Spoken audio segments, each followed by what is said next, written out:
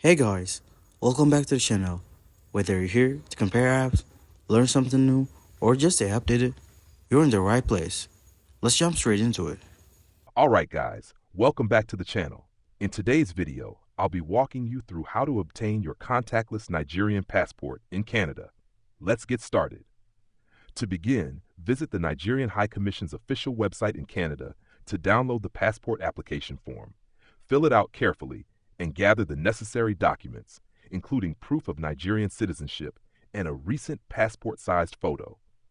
Next, schedule an appointment at the Nigerian High Commission. During your appointment, you'll submit your completed documents, pay the application fee, and provide biometric data for the contactless passport.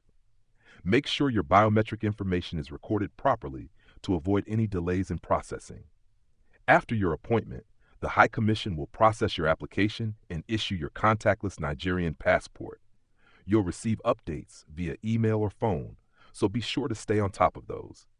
Processing times can vary, so be sure to check the High Commission's website for the latest updates and information. And that's how you obtain your contactless Nigerian passport in Canada. Thanks for watching, and don't forget to subscribe for more helpful tutorials.